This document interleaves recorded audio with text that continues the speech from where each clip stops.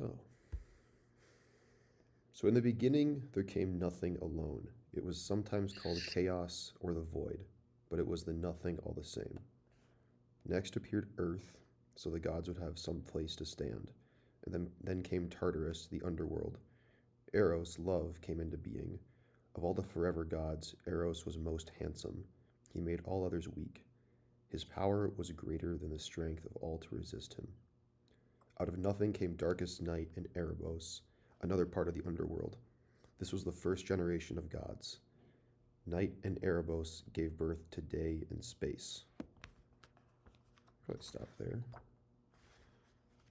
So on my annotations, I just wrote out like the actual list of creation. So first there was nothing, which makes sense. That's how some stories start, and that kind of like makes metaphysical sense. Like there's nothing, then there's something. But there's nothing, and then it's the physical earth, but the earth isn't for humans, the earth is for gods. And then there's Tartarus, and it's not really clear like what Tartarus is for at this point. It's just that in order for there to be the overworld, there's also the underworld. And then love comes in, and that was unique to this story. Like I don't remember there being like a primordial element of love being very Hmm. primary in other stories. So yeah, I don't know. It's interesting because a lot of the a lot of the stories like defy what we would properly call like metaphysics. Mm-hmm. Because if you think about like in the beginning there came nothing, and then out of nothing something came. Yeah. So then it defies like a conventional like metaphysical cosmology, Mm-hmm. which is interesting because like I don't think when people were, I don't know if making would be the right way to talk about these, but when these stories were emerging, or however you would want to say, like Mm-hmm. they didn't emerge out of a metaphysical system. They emerged out of just like life, Yeah. kind of. Yeah. Telling stories. So, yeah. So like the fact that because this one like explicitly says chaos is essentially like nothing or chaos is the foundation. Mm-hmm. It says nothing was also called chaos or the void, but it was nothing.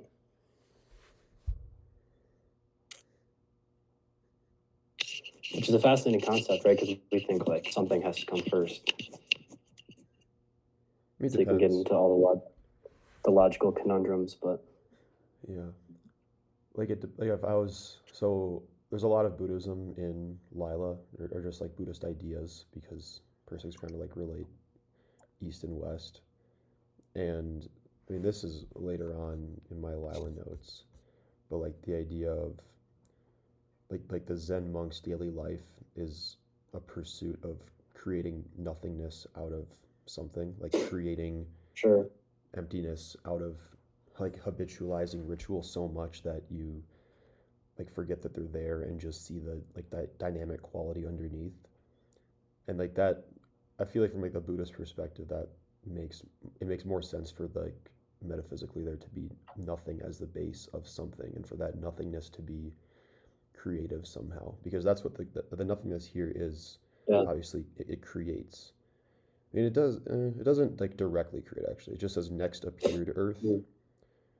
So I guess that's kind of a stretch to say like the nothing created earth, but at Yeah. least there being nothing um, like didn't deny the possibility of there being something else. It's not like stifling and all encompassing. It's just like there is nothing, but then within that nothing there can also be things. So that kind of Hmm. it makes sense if you relate to Yeah. that idea. Yeah. And another thing too, if you want to bring in like Nietzsche here, like when you're talking about nothing, like nothing is still something that humans have created, like whatever nothing is. Hmm. So the fact that nothing is still a creation of thought, um, that doesn't mean it's nothing in like pure essence, like perfect nothingness. Hmm. Um, Nothingness could also just be like a force that is undescribable, and therefore we have nothing to describe it. or nothing to perceive it. And so it appears as nothing. And so I think it's a fascinating, it's like the creation of zero. Like, how do you create the concept of zero? Because there's no, like, you don't see zero anywhere. I think that's kind of where my mind goes when people bring up nothing. But yeah, to your point, it's almost like in Lila, because the goal, the pinnacle, or the judge of morality is how you integrate dynamic quality in like a positive way, like how you strive for the dynamic in a way that allows the different aspects of his hierarchy to like grow based on their hierarchy. And so I think that like in the creation stories, it's like you have nothing first, chaos or the void, but then something appears. And then, like you were saying, in Buddhism, it's almost like the opposite. Like you're using the faculties of something, the faculties of the static quality that have been brought about some way or another, to then going back and integrate the dynamic or the nothing. So that is an interesting observation that just kind of came to my head there. Sure. But let's move on. Earth brought forth heaven and the sea. Heaven was as great as earth and spread out above and beyond earth to cover her with stars. Heaven was a place of rest for all the gods. And then earth gave birth to mountains, Mount Olympus being the home of the gods. There were other high places where they would also go to play. And there were the homes of the goddesses and nymphs living in these pleasant forest heights. And then heaven and earth create the Titans, they create the Cyclops, and they create the giants. And so it kind of describes that. But from the beginning, heaven hated his and the earth's children. So he hid them away down inside her secret folds and caves. He would not let them see light or let them out. And he greatly enjoyed this wicked work of trapping them in darkness.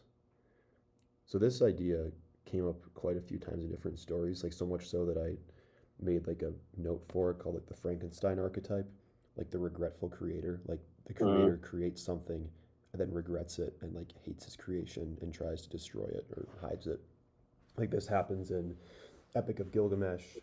What is it? Is it Enlil? I forget, there's so many gods in Gilgamesh, but I think the god who like the people are too loud, so he tries to destroy the people. And then in the Marduk and Tiamat story, the gods like Tiamat's children are too loud, so Tiamat tries to, or Marduk or Tiamat and Apsu try to kill the gods again. It's just like this consistent pattern of like the first beings create something and then immediately regret it and try to destroy it, and then this like kind of creates this cycle of conflict that I guess like continues. Like that's like the first momentum that then continues up until there's humans, or that's what continues humanity up until today. But yeah, that just came up a lot in these stories. Yeah, it's fascinating too, because at least in our conception of God, it's like it's hard to think of like how they would conceive of a God, because like in our Christianized world, like it's a monotheistic system. So if you have things like stories like this are impossible to reconcile with a monotheistic, or not impossible, but difficult, because you have a God who is omniscient and all powerful, and who created things, but then was vengeful in his creation. So he had to foresee that humans would have been too loud. But in their system, it's like there isn't one God. So, omniscience can't really fall as a burden on their shoulders. So it's fascinating to see like the vengeful creators come about. But then it almost bringing that part to Lila, it almost like I wouldn't say like a charge to sons, but like it begins the pattern of the new destroying the old. Like if you think static systems are drowned out by the noise of like new systems, and then new systems become static, or like the cycle, yeah, like just like that's right, cycles yeah. of birth and death, and then that's portrayed as these like poetic epics Mm-hmm. For sure. of the gods. Yeah. No, yeah, it is like a monomyth story where like, and then, but then so sometimes like the father tries to prevent that in the future, like Kronos, like he doesn't kill Uranus, but he like cuts his penis off and throws it in the sea, and it's Yeah. symbolically killing him. So then he eats his children to try to prevent that future event happening, and then that's kind of like in Lila where Persic's describing like a Victorian society like trying to hold on and like strangling society because it won't let go, and it's like restricting the dynamic evolution to the point where it eventually just because of that it dies. Like in World War One, it just dies because it held on Hmm. for so long and tried to prevent any kind of evolution. And the Hmm. like one thing that I was writing about with Lilo is that in terms of like metaphysics of quality, like it's like Persig will say things like there's not like an endpoint to the cycle of dynamic quality being experienced through static quality and then being situated in systems. There's not like a purpose for it or like an endpoint because that's partially like inaccessible because partially like there's not like a truth in his metaphysics, but also like Yeah. there's somewhat is in that like the pursuit of quality becomes like everything because if dynamic quality is Yeah. the source of all things, then it's moving towards itself and it just becomes this like mystical experience, which again like Sure. makes sense. But yeah, like this is definitely like a representation of that, like the father killing or the son killing the father is definitely like that pattern in the story. Yeah.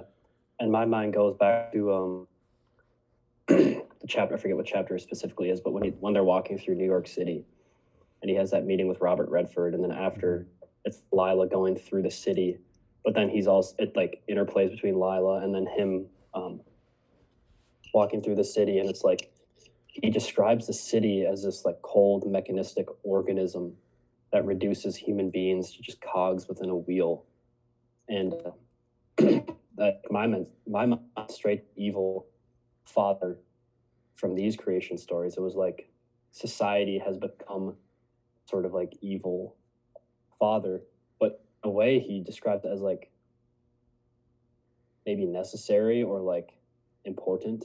Not that we should just say it's evil and destroy it, Yeah. but that the system, something in the system is like it's a game. The way he Yeah. described it, it's the game that people play, Mm-hmm. and it has become something bigger than just like. I think at one point he says like no one person or one group created this Right. rose about out of Mm-hmm. its own like out of its own I don't know, power or dynamic quality or Yeah. static quality, whatever you want to say. So like the hard part with like yeah like like determining whether a new pattern is like beneficial or not is that in like the hierarchy of static quality, like that really like messes with how I guess I or most people would think about like what is good versus what is bad. Like if intellectual static Exactly. quality is like has the most value and has more value than static social quality, then like what is like the beast of New York City in this? Like it's partially like a social construction that is like socially repressive in some ways, but it's also like socially Mm. elevating in like what it provides for survival and biological quality. But if it's also a product of like the intellect and like ideas being put into the world through action, then like is it more valuable in that sense because it's a product of the intellect? So I don't know. Yeah, that's a hard one. But it does Yeah. it does kind of take on that like the society does kind of take on that role of like the oppressive father who has to be killed or Mm. castrated. And one more thing that I think is difficult with Persic's metaphysics is it doesn't really give you an explicit answer as to like what truth is or what the Right. good is, It's because brown. yeah, it's all encompassing because it encapsulates evil as well, because evil becomes, this is going to be really um, Jungian, but like evil becomes absolutely necessary for the good to appear Right. in this system. Yeah, it's like mutually interdependent Right. things. So in a way, evil is also like good.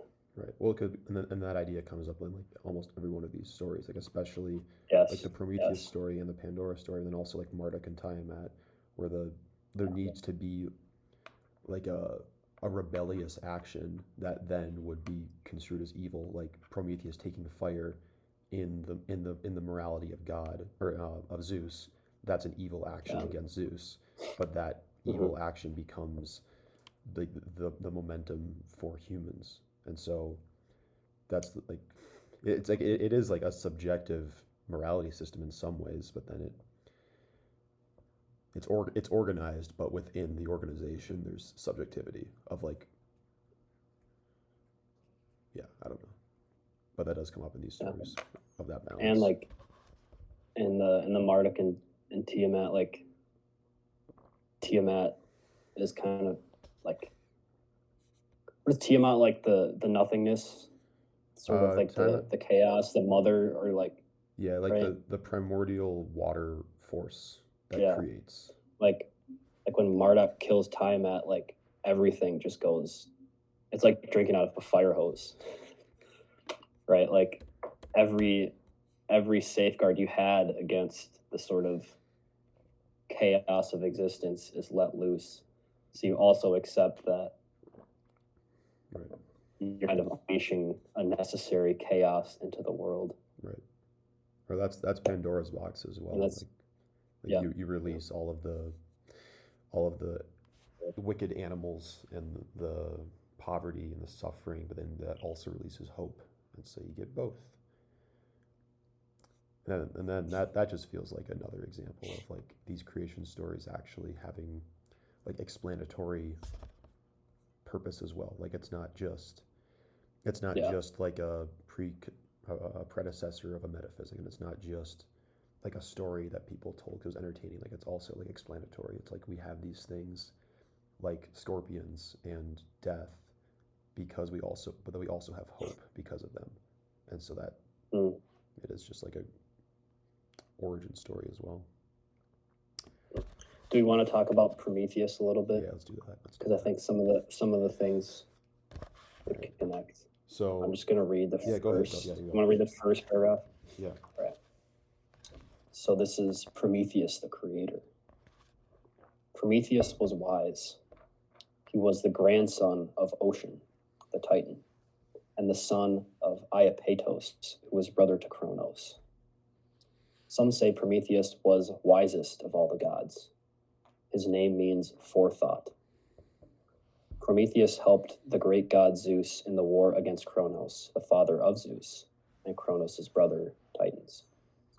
Long battle nearly wrecked the universe before it ended. Kronos and the first generation of Titans were defeated. So I think in those two paragraphs, basically everything we just talked about Yeah. was encapsulated because, and specifically how Prometheus means forethought and that he was the wisest of all gods. Mm-hmm. Because it sort of sets up that trickster archetype. Oh yes. Um, Oh yes. the wise, forethinking god, and then it also talks about how the first generations of Titans were defeated, Mm-hmm. and Zeus is now the father, and then Prometheus is who helped Zeus in that struggle is kind of coming to fruition here. But it's also fascinating because within the system is the destruction of like the system, because you don't have one answer to the question, you have a process, a continuum. Mm-hmm. Which is fascinating because it doesn't set up like an ultimate like metaphysical claim of this is God. No. It's It continuous. it personifies this struggle of forces. Mm-hmm. I don't know what maybe. Well, that's the utility of the polytheistic system, is that like there's competing intentions. Like this is later on, Yes. when Zeus tries to create Pandora, and he has like the gods help him create Pandora. They all put in like different qualities into Pandora, and it doesn't turn out the way that Zeus wanted it to. And in some ways, that kind of like makes that like makes more sense spiritually to me than there being like one omnipotent force that somehow doesn't like make mistakes, but like makes things that are somehow like unaligned. Where like if there's just multiple intentional forces being multiple gods and multiple titans, like that conflict is that feels reflected in how the world works, in the conflict of the world, Sure. of there being differing physical intentions, of there being different like natural intentions of like the bird opposes gravity, like things like that. Like they're not completely unified. Like that just it just makes sense, and that makes sense as like a narrative for there to be multiple gods competing and having different ideas and purposes. Mm. Yeah. Yeah. And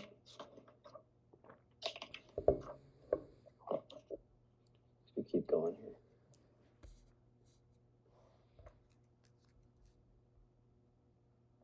All right. So we'll go to Epimetheus.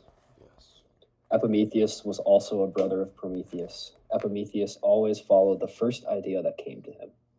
Often he changed his mind as the next idea came to him. The name Epimetheus means afterthought. Epimetheus couldn't make up his mind about which side to take battle of the Titans against Zeus, so he did nothing and helped no one. Then again, he didn't hurt anyone either.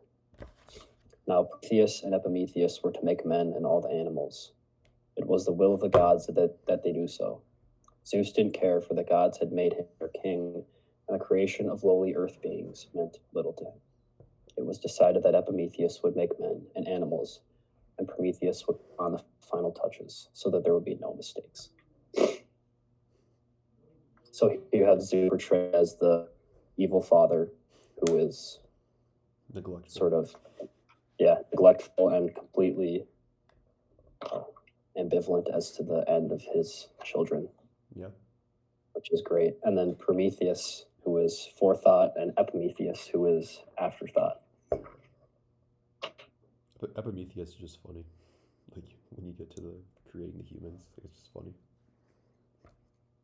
Yeah, I think maybe this is a stretch, but I get Cain and Abel here. I mean, I would. Because Abel. That makes sense later with like the sacrifice of when Prometheus tricks Zeus with the two different kinds of sacrifice and gives humans the greater of the sacrifices. That's kind of. Yeah. But then you also get, I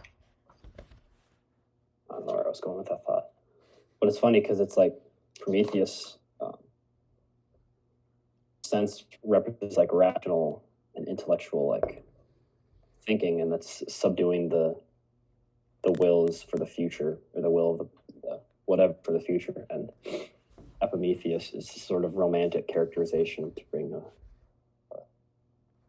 Persig's term from Zen and motorcycle maintenance. He represents like the sort of romantic surface level thinking, which is also a necessary part of experience. Right. And to have both of those together. Sure.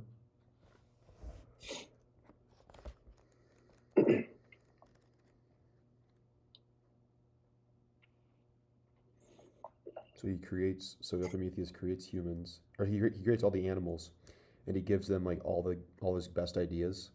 Like he gives them warmth and wings and wildness and fur and claws and sense of smell. And then he gets to humans and he realizes he has nothing else to give them. And so it's just funny, like this is why humans are so physically incompetent, like why we have no natural skills related, like compared to animals. And it's because Epimetheus forgot. That's just funny. It's almost like the arbitrariness is, I think, is what is funny. Like there's no like system of thought that leads to that conclusion. It's just kind of the way it is. Yeah. So unsavory for us. And but it's like later on, it's like Prometheus. So then when Prometheus does like make humans, he makes them in the image of the gods. And so that's like kind of, I don't know, that kind of like reconciles that a little bit. but it's also in some ways also like humans aren't special in like the physical creation. Like they're special in eventually it'll be like the intellect and like having fire and wisdom. Like we have those things, but in terms of like the literal physical creation, like there's nothing unique or special about humans, and that in some way it's like that puts humans below animals in terms of like a power structure, but then what humans have in spite of their physical lack, then that like elevates them over. So, but Mm. it's versus like I mean that's the same order as Genesis, but it's like the humans are purposefully made in the image of God. It's not like the reaction to a mistake is to make them the image of gods. But just that that phrase Mm. was used in both in Genesis and here is noteworthy. Yes. And then the rest of Prometheus gives fire to the human beings and wisdom. Mm-hmm. Um, There's definitely some Enkidu parallels here. yes. That's what I was thinking about. It's like the domestication of Enkidu and like what separates man from animals in that story versus what separates man from animals here. Like here, it's fire and wisdom, and then like you need fire for bread, so that kind of makes sense. But just that, Hmm. like one of the first distinguishers between, or like one of the first like characteristics of humans is what makes them different than animals. Like Yeah. that's like a primary that's like a primary concern in telling stories about humans is what makes them unique. Mm. I was kind of confused. I don't know if you have any insight. I was confused by the story. The end of the story. Because yeah, Prometheus brings the fire to humans and then tries to trick Zeus to get the best to give humans the best part of the sacrifice. Yeah. Um, and then Zeus, being all knowing, has seen all of this happen and has permitted it to happen. And then he says he is going to punish Epimetheus, and yes, he'll punish man, Epimetheus, and then Prometheus will be punished last and worst. But then um, Zeus creates a woman Yeah. at the end of the story. I was just kind of confused because you can see like, all right, Prometheus is a trickster. He tricks the father Zeus, gives these gifts to human beings to advance them forward. But Zeus, being the all-knowing father, permits it to happen. Says he will punish man and the rest of them, and then woman. But then I guess that kind of continues to So the next story what are as well. you wondering about? Like what's your conundrum? Like why is woman a punishment or like Yeah, or like why? Yeah, or what is the form of the punishment? I guess I was confused. so I think that's what I was thinking about earlier of like the differing intentions of the gods where so Zeus I think Zeus basically tries to create like a yeah like a nuisance for man. Like he tries to create woman as something that is Mm. annoying and destructive and like has this box that will unleash terror and like so Sure. he tries to create basically like a little like Yeah. devil to mess with humans, but he enlists the other gods to help him make it. And so but the other gods don't all have the same intentions as Zeus. So like Yeah. Venus gives it beauty and Mercury gives it persuasion and Apollo gives it music. And so giving it these like positive things. And so then when Mm. Zeus like sends the punishment down, it's like not what he originally intended because the other gods made it like good in some ways. And then so that's like the last.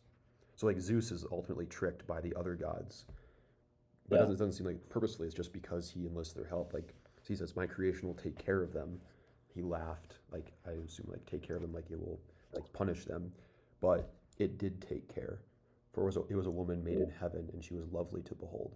So like because heaven made this woman, she was actually not a punishment. She like takes care of man, and she loves man and is beautiful and has music and is persuasive, and so like the punishment like fails ultimately, I think, except for when Yeah, Pandora's box becomes like the new punishment then. sure. One thing, it's kind of a parallel to Genesis and Adam and Eve, because it's Eve ultimately who directs Adam and Eve. It's Eve ultimately who, I don't know if you want to say, is like the first sinner. I don't think that's really correct if you read the story, but like she's the one who eats of the is talking to the serpent in the garden, Mm-hmm. and ultimately eats of the tree of the knowledge of good and evil, sort of unleashing original sin into the world. So I think there might be a parallel between Pandora's box and the characterization of women in this creation story and that creation story. But it's also the fact that, like you were mentioning, and what was a little bit confusing, sort of a a knock on Zeus's attempt to punish human beings is that in the end, his punishment actually leads to the sanctification and the goodness of human beings. Right. It's a little bit backwards because the evil forces that are unleashed, um, it is through them that humanity sort of is saved or is made well or like Mm-hmm. is progresses. Yeah. Well, like, yeah, so two things with that. So first, it's like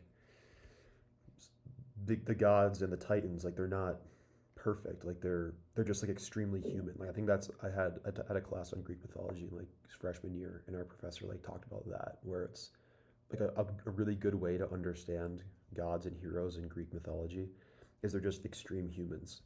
Like they just have all the characteristics of humans, just like absolutely more so. So like when they make mistakes, they're like really bad mistakes. Or when like Achilles has rage, it like is really intense rage, like things like that.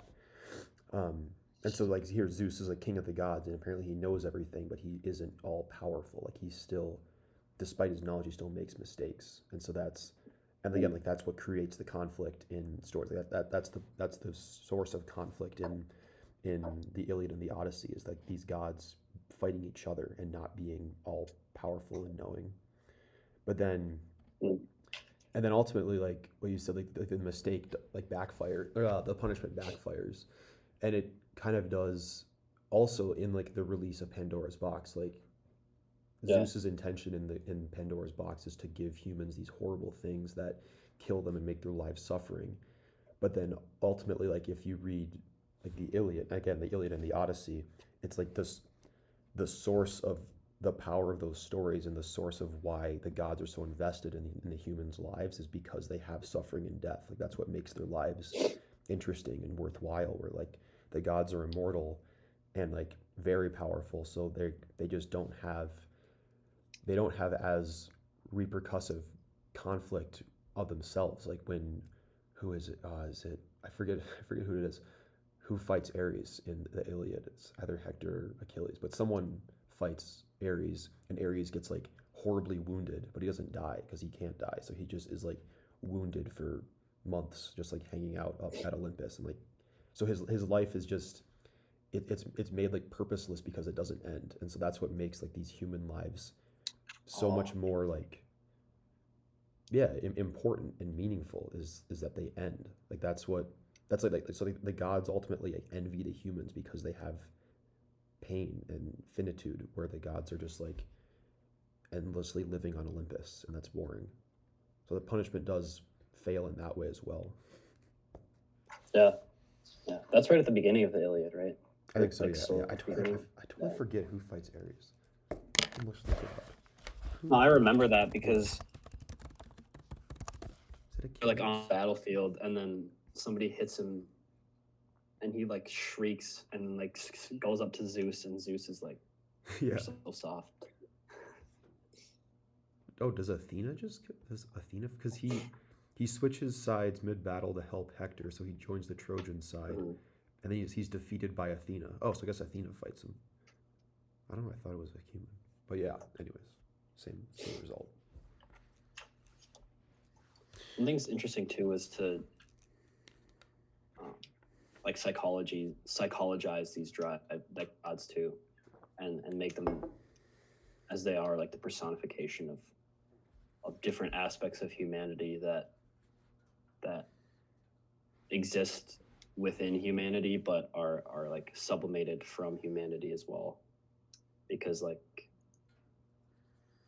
you could say that since humans are constrained to a certain biological reality, the drives or the archetypes or whatever exist within them are sort of, they are in them and within them and subjective, but they're also objective, and that they also live forever outside of human beings in that they can be sublimated as ideas. Mm-hmm. So that's like an interesting parallel if you want to psychologize like the gods, is they're just like the sublimation or the personification of human drives.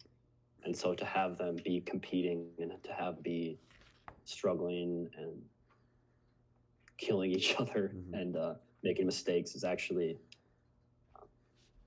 maybe a better way to describe the numinous or like the psychological realm of human beings, if that's even true. Who knows? But like, Yeah. yeah. No, that makes sense. I mean, like the whether a god is humanoid or like, I don't know, spiritual, like that also makes a big difference in like how I read these stories. Like this, like if there's a story, I can't think one off the top of my head, but like stories where it's more there, there was a there was a god who did these things, and there was not like a description of what the god is like or what the god does, versus like a very like humanized god like Marduk. Like Marduk is like we like get very clear physical descriptions of what Marduk is like. Like Marduk has 4 eyes, and Marduk has a bow and arrow, and Marduk has all these things. Like that creates it's a different, like I don't know. In some ways it's more convincing. It's more like I can like picture it more, so then I feel like I understand it more and can like play the events in my head better and can think of it, like think about it more clearly versus more like amorphous spirits and forces moving. And so then like the source of these stories, like where do these stories come from? Like in some like I think it is easier to remember a story with a character with characteristics and physical features and words and thoughts rather than just like amorphous being or force. Um, just because of like where these stories originate and like how they survive is by memory.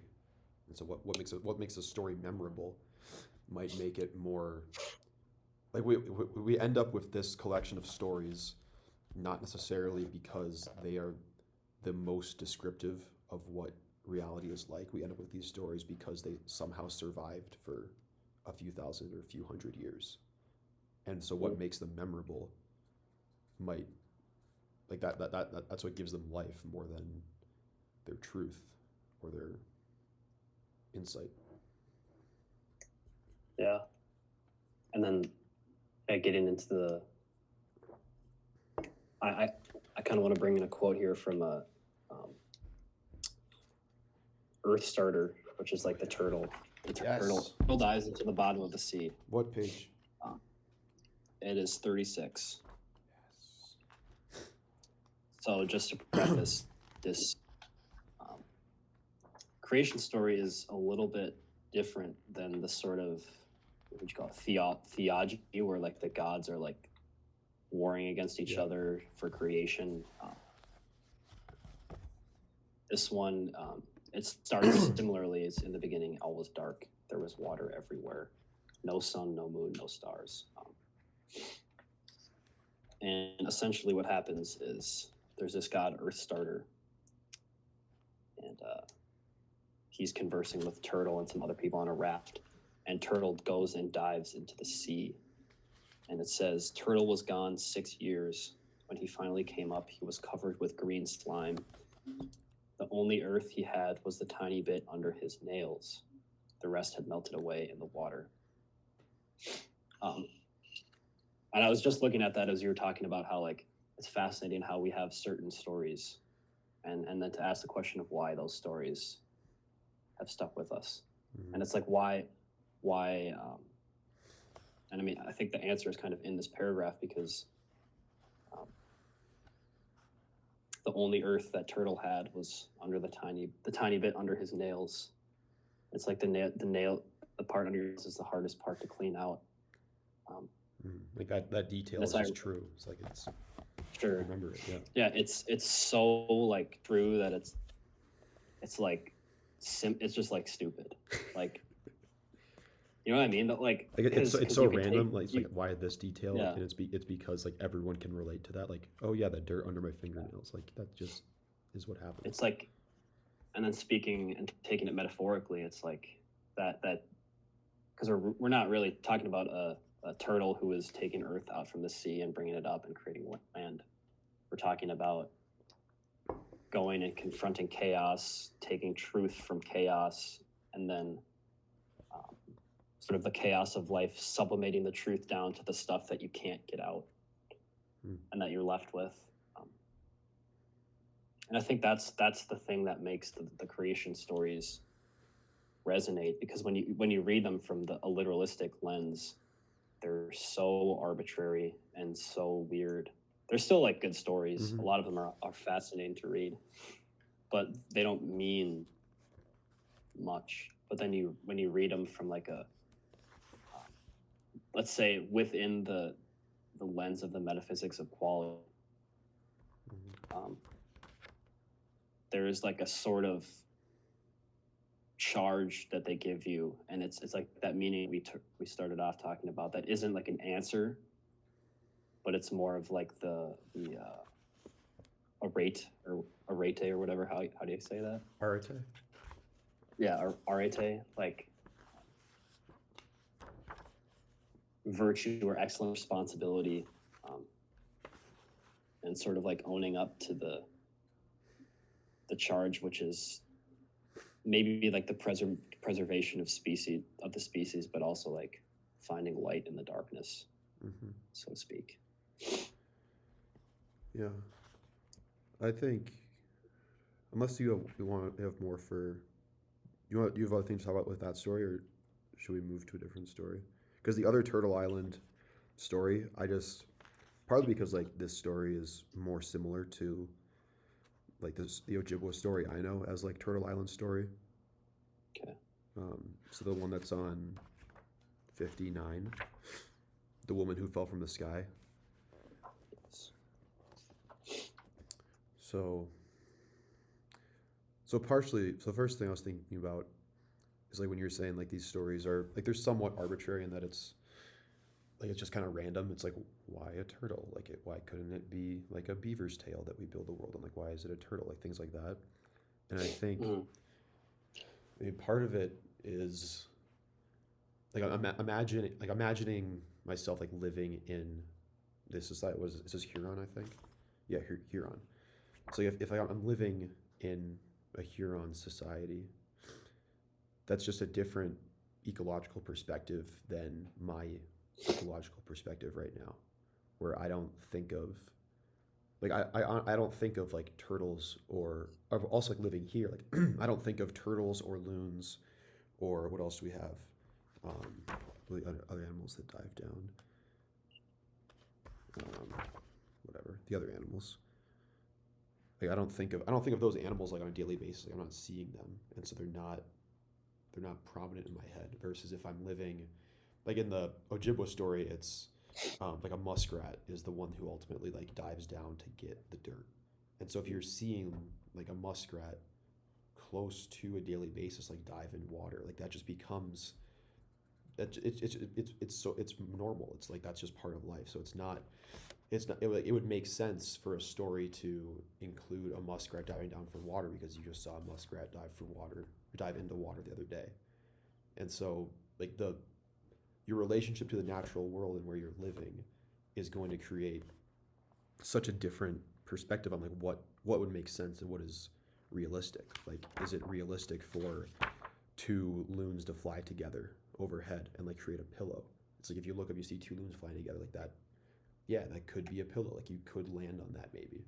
So things like that, like just trying to imagine like what would make these stories not believable, but like realistic, which are different things. Yeah. I was listening to a lecture 3 days ago. It was talking about. I think I texted you about I don't know. I don't think so. It was basically Jung assessing Nietzsche's psychological state. Um, and that is irrelevant, but some of what was said is relevant to this conversation. He was talking about the de-spiritualization of the world, Mm-hmm. and how science has led to a sort of filling in the gaps, and we no longer have like God of the gaps theory. Like there is nowhere to project the there's no more unknown left to project unconscious, or like what unconscious or the spiritual realm out into the world. But I think that is very important, because if you think about like early human beings before the scientific method, before technology, when these sort of stories were commonplace, it's not that they're like superstitious and stupid.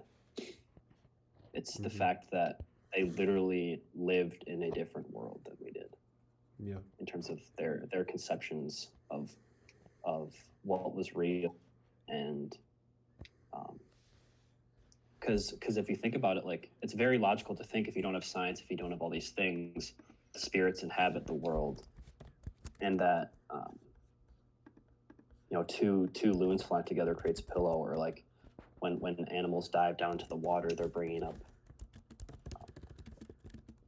earth. Not that they're physically doing that when they are diving, but like you can see the connection, like attributing sort of truths about human interaction to things in the external world, sort of linking the two. You can see, because you're constantly reminded of those facts, so you can see that would be like an efficacious way to sort of begin to find truth, or to find reason or meaning in your existence. Yeah. And then the other thing is that it's not like, I don't think that knowing the scientific truth of what you're seeing in nature is in any way like more is like superior or more useful than seeing it through a more Exactly. like spiritual perspective, or even like a more Yeah. like, and then that that might lead to a more like useful perspective in some way, like one part, like the metaphysics of quality, is that like utility and usefulness is somehow superior to absolute truth. Like knowing, like on one hand like looking at a plant, and from like maybe like a scientific lens, is like, I know that plant is Brassica rapa, and I know that this plant has these cells and these chemicals and these things, and it evolved. I know these things. Versus on the other hand, if I look at this and I say, oh, that's like a grass plant, and I can use this grass plant to create a stew that has these properties, and that this plant grows from the turtle's back at the center of the earth. Like those perspectives, like you could say one is more like scientifically true because it's based on experiments. You could say one is more is just, it's more useful. And so that's kind of the extent of that idea. But just that these perspectives aren't like, one isn't better than the other. They just have different uses. Exactly. And being in like a world where you're so much more reliant on the natural world to survive, like on your daily relationship with it. Like my relationship to that tree out there, like doesn't really matter for me. Like I don't need to have a knowledgeable, loving relationship with that tree in order to survive. I can just go to the grocery store and continue to live my life. But if I'm living a life where my life depends on the health of the environment around me in order to harvest food and be safe, like that relationship matters, and that perspective matters. And so yeah, like being, that's kind of it. Yeah. And then to add something more from the metaphysical of quality too, it's like what is real is what is valued. Mm-hmm. Right. In this framework. So like reality constitutes, maybe, I don't know if this is the right way to say it, reality is what, or like maybe like choice, or like you said, utility, or it's hard to say like value or like, because I don't know, it doesn't make as much sense to me. But what is real is like what is value, because it like leads you to something, or it makes you act. So it like changes the conception of reality from the scientific standpoint, but it also, like you says, changes the perspective on what constitutes like the best perspective. Because if you think about it, like to use your example from before, the facts of the biological facts about whatever plant or like the grass doesn't make me act differently. Yeah. When it really comes down to, I mean, and find counterexamples to that, but like it doesn't really change how I act. You know, like facts you can't derive an ought from an is. Sure. So in that sense, facts aren't, they have utility, but they have different kinds of utility from the kinds of utility that are being portrayed in these stories, because like the value of a thing is also its value like to you, right? So like the attribution of subjective value is also part of the reality. Where was I going with this? I don't know. Yeah. But basically, like, just to add on to your point, the reality of value and choice and morality as being like maybe more real than facts, I think is another good argument for that idea. There's also what you perceive is dictated by what you value and what you know. So it's like one thing. This summer I did this one day like foraging class, like urban foraging. It was so cool. I want to do more of it, but it was this guy like took us on this tour around Lake Nokomis, and he would just point out like every single plant and just tell you what you could do with this plant. Like you could make a tea out of this plant that has this quality. You can make bread out of this like grain. And you could, like, just every single plant we passed, he would like tell us like what you could do with each one. And like, and so he was saying later on, like, this just changes how you see nature. Like this changes, instead of seeing like a field of plants, you see individual like lives that have different purposes and have different relationships to each other. And it's like, and once you know those things about those plants, then it's like you know them. And it's like he said, it's like having friends around you all the time, because you're seeing things through a different perspective. And so like I imagine like in his head, when he's walking through a field, he's seeing a different world than I am, because I don't know these things. And so I'm just seeing leaves and sticks and dirt, versus he's seeing like the relationships between plants and the memories he has with different plants. Like that's a different experience of reality. And the experience and the memories and the knowledge, that is what's dictating your true experience, more so than the actual facts of like the scientific facts of the reality dictate your experience. It's yourself. It's like you're determining what you experience based on your memory of experience. Yeah, that's awesome, because Lila starts out talking about the Native Americans. Yeah. And I think my favorite part of the book was that story of the Brujo, or was that his name? Yeah. The story of the guy who was, he basically stepped on the morality of the time, was drunk all the time, did a bunch of things, and they were going to kill him, but they decided not to. And then he ended up becoming the mayor of the town and sort of establishing a new order, and the relationship of the Native Americans and the colonizers. Right. And it was fascinating because, like you were just saying, he, like the forager you just talked about, the urban forager, and he saw the world in a different way, integrating that dynamic aspect into your own static preconceptions of what the world is. But it also illustrates like the utility of that, because he saw the world in a different way, but was able to, because he was able to see the world in a different way, it led to like change or the ability to adapt. So that might be like, yeah, I don't know what else I was Sure. going to say. No, that makes sense. Okay. Where should we go from here? Did you talk about, like, is the point about Lila and Turtle Island? Do you have more to say there? Or is there something Yeah. else? Yeah, I was going to say I don't know if it is the most dynamic, or if you're using the Per-6 framework, but it's like, it shows the necessity of dynamic quality, and the fact that the turtle had to go and dive down into the water, which is obviously symbolic of chaos. Mm-hmm. The turtle had to go and dive down into the chaos to bring up Earth. Hmm.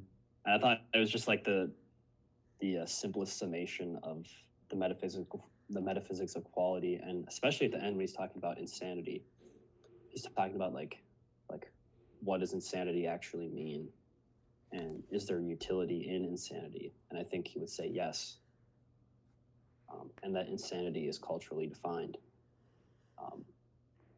And I thought that the turtle was just a great, maybe the simplest way of stating that that idea, because it's obviously running through all different creation stories, but the fact that you have to dive to the bottom of the water, spend 6 years at the bottom of the water, and bring up some earth, some truth that's stuck under your fingernails. I just thought that was a beautiful and simple example of basically the entire book.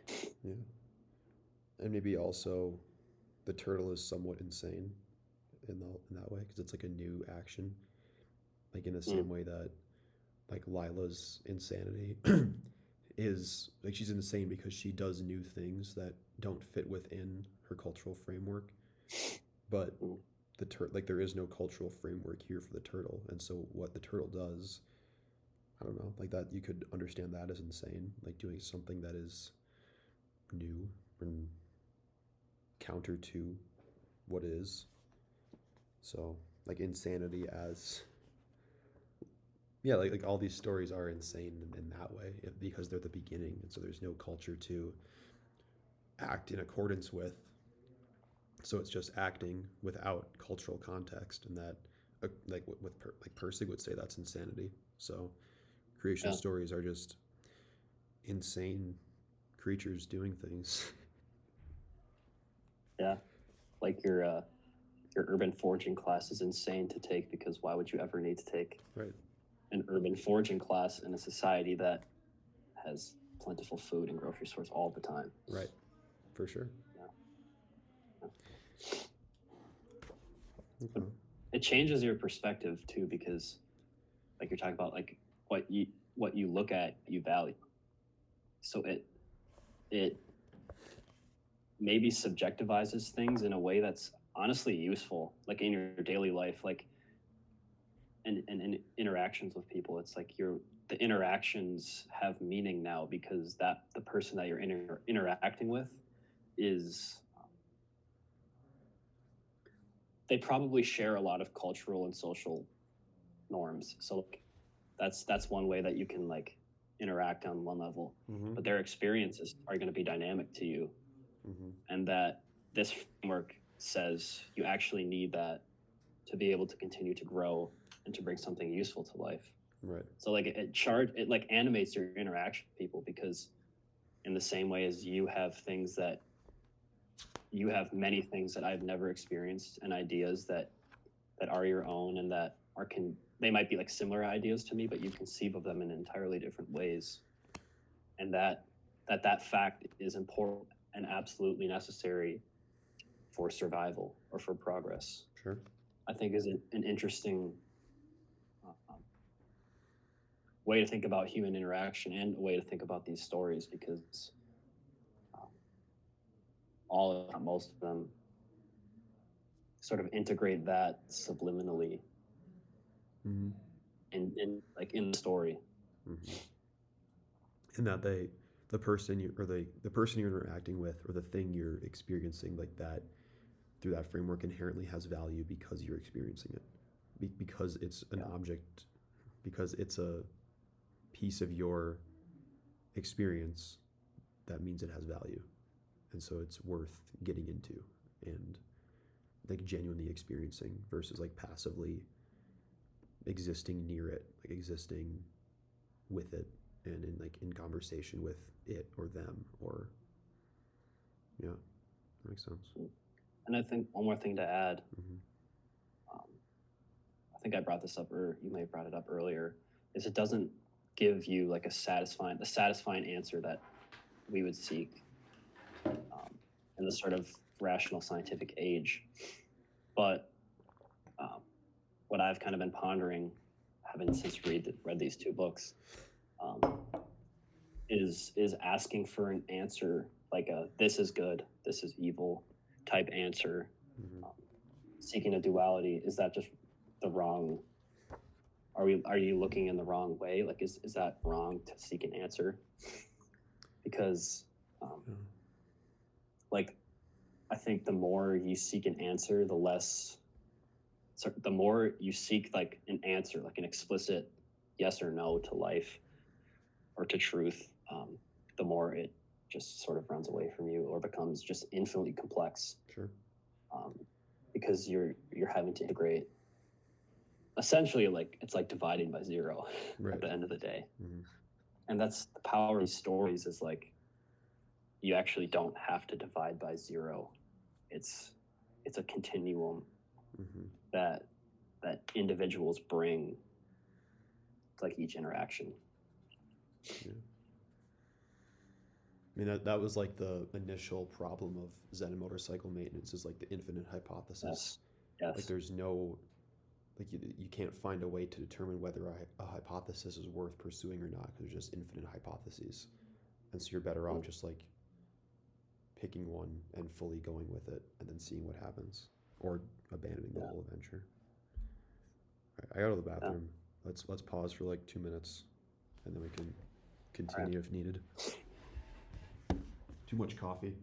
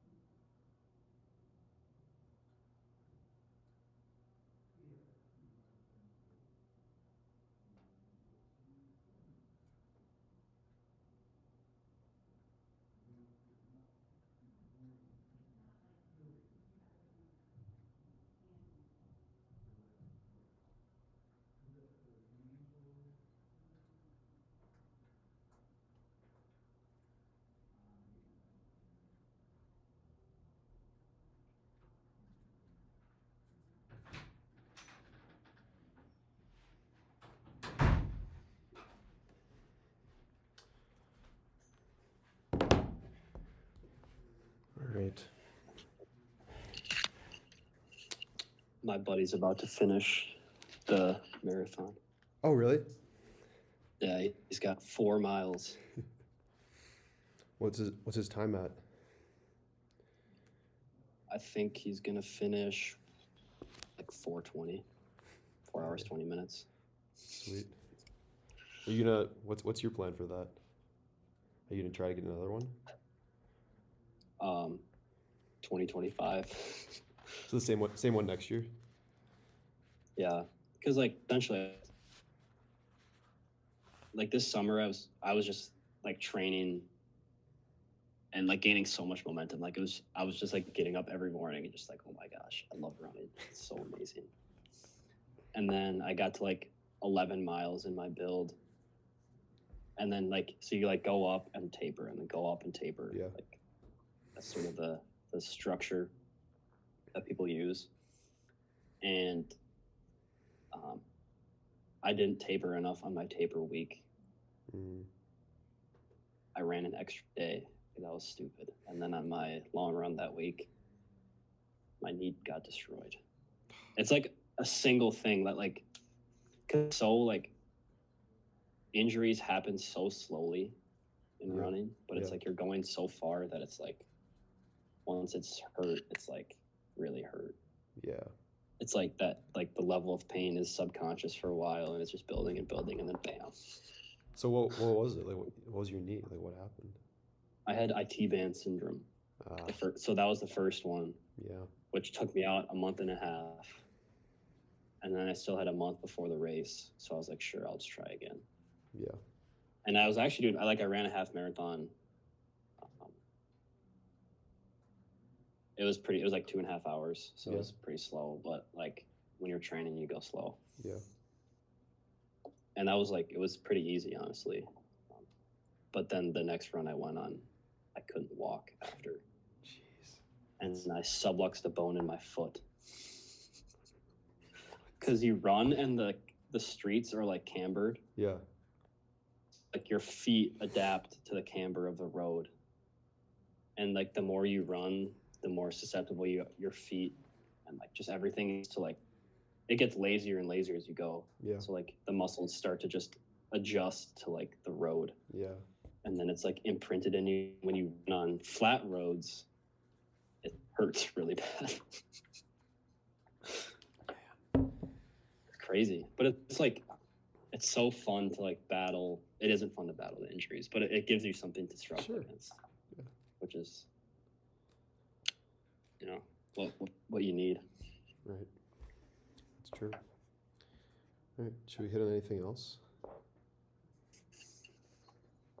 I don't know. Do you want to hit anything else?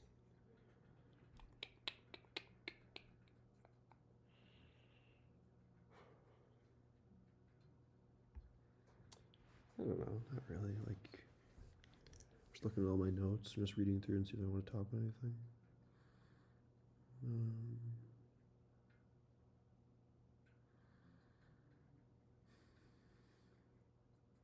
I just thought it was like almost every story.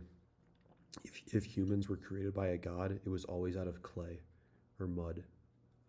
Like, that was just like, I don't know. It makes sense. Like, you fashion things out of clay. Like if you have nothing, if you have no building instruments, you have water and earth, and then it gets animated with like the spirit of life.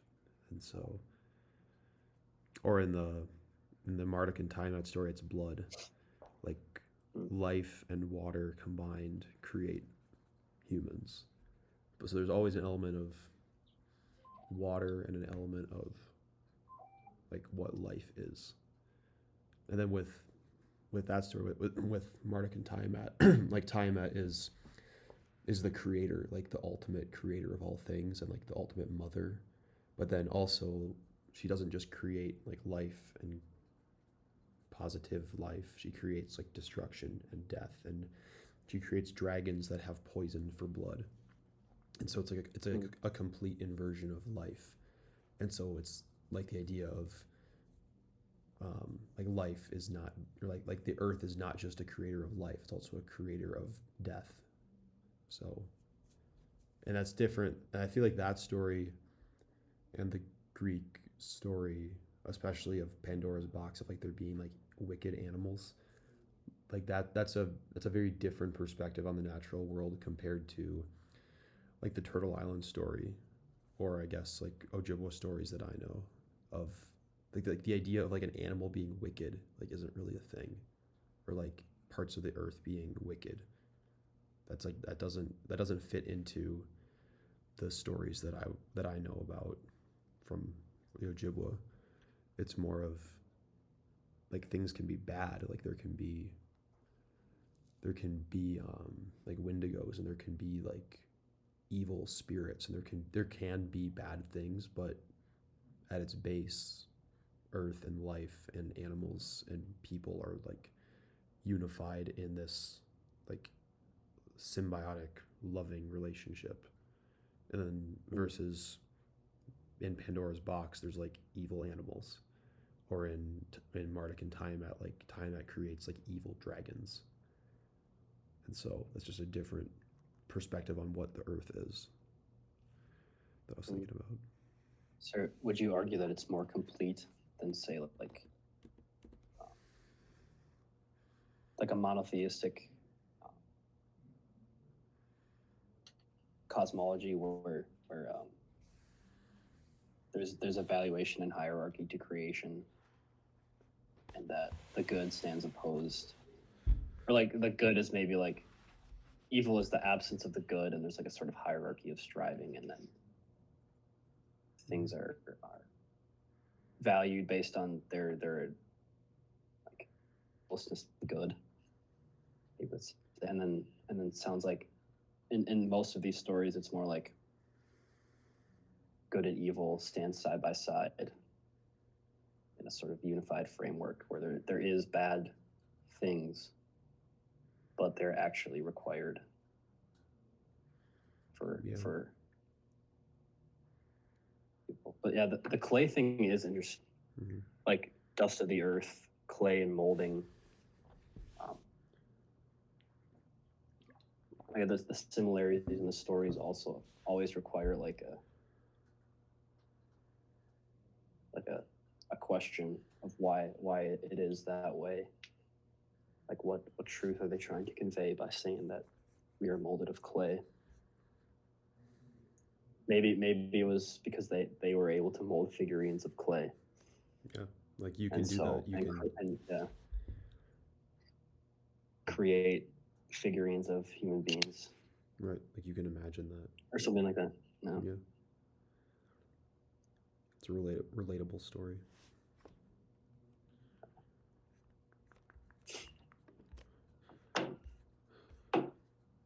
But also it hints back to the anthropology. That was kind of the start of the hypothesis of the book. Yeah. That American society is sort of the child of Native American values and Victorian British values, Yeah. and American society is the child of those two sets of static patterns of social value, and that the reason why we have the manifest destiny sentiment and the Wild West, the maybe even like the "Don't Tread on Me" and like the certain sentiments that float around like American nationalism, but also the naturalistic sense, like the national parks and all those things. Like all of these things stem from that culture, Mm-hmm. and that it furthers his hypothesis from Zen and motorcycle maintenance too, because he's, I wouldn't say like, well, he is directly attacking the scientific approach to anthropology, because you're trying to divide by zero again. And it's like, I don't know if he ever really answer his hypothesis in his book. He kind of just I think abandons he it. does. Yeah. But it's like at the end, it's so distant that it's like, what was his hypothesis again? because it's like a literary book. Yeah. It's literature. There's a story, but it's also like we were talking. I was like, why is this? Like, it seems so practical. It's almost like pragmatism. Mm-hmm. Um, I mean, it is. It's like, but it's hard. It's so hard to apply today because it seems almost dangerous because it doesn't say like you can do this, you can do this, you can do this, but it also says there's a necessity for insanity, basically, which is hard to stomach. Sure. That's true. Yeah. I think completely unrelated. I think like the part I mentioned earlier of like the Zen monk's daily ritual, the way he described that, that would have been so useful in our Zen class. Like I read that and I was like, no, oh, that makes sense.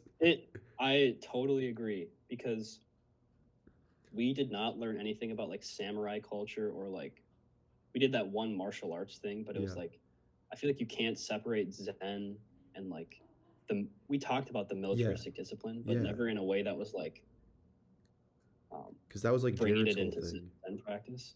Like that was like the constant conflict with Jared.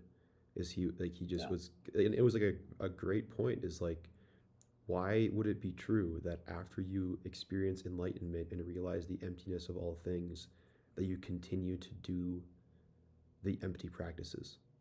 And we just never got to like a satisfactory answer. And like this is the answer to it. It's because like you do them until you forget them. Yeah. And they become nothing. Right. It's not like that. It's not like you stop doing them. The discipline is so great that it becomes an unconscious process. Mm-hmm. So you're using the conscious to sort of destroy the conscious. It's like when you get back to it. I was thinking about this in the sauna the other day. Like when you set the body to do a certain thing, and like and you have like discipline and trust in yourself, in your own discipline, that like you will stick with that thing. Like if like I'm going to sit in the sauna for the next 5 minutes, like, and like nothing will change that, then like that frees the mind to focus on other pieces, like rather than like the mind having to like rein in the body of like, no, like 30 more seconds, like stick with it, that whole thing.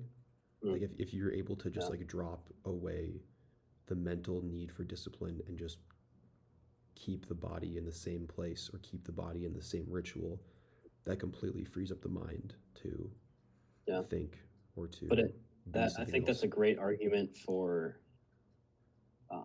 the world being a fundamentally moral place, like how Persic talks about it, like what you value is what you look at, like everything. You couldn't act without a choice being involved, and that that choice fundamentally changes your perception. To talk about Jordan Peterson a little bit, but and from that value, like you see the world through that value. Mm-hmm. So then that becomes like fundamentally like the reality of the situation, like based on the goal that you or the value that you have set for yourself. Certain things are going to fall into or out of place.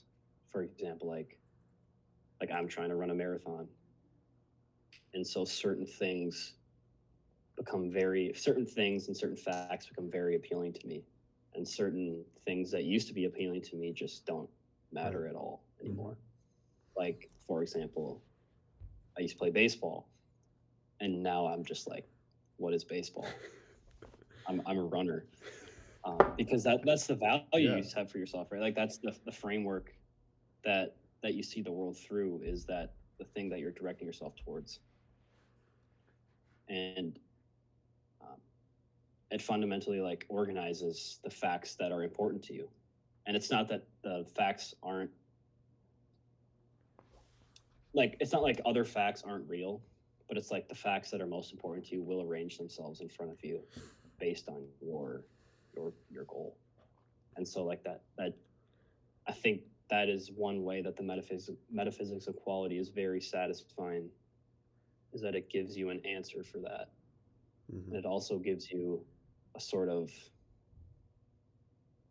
reason why society is the way it is, because so much like fear mongering always, and that's just always been a truth for humanity. But this sort of gives an answer to like when he's just like, yeah, cause and effect is this mind body problem. We can just say it's this, and it's like X, Y, and Z, like the hardest problems that have ever existed in philosophy. He's just saying, oh yeah, it's just this.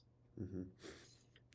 And it's like, it's cool, but it's also like the simplicity of the answer is like the beauty in it, because it's like you don't have to have a complex answer to these questions. It's actually really pragmatic and short-winded. Yeah. Quality is a noun. Or no, good is a noun. Good is a noun. Good is a noun. Yeah. Right. I think that's all I have. My computer's about to die. Yeah. It's perfect timing. That was great. Thank you. Yeah.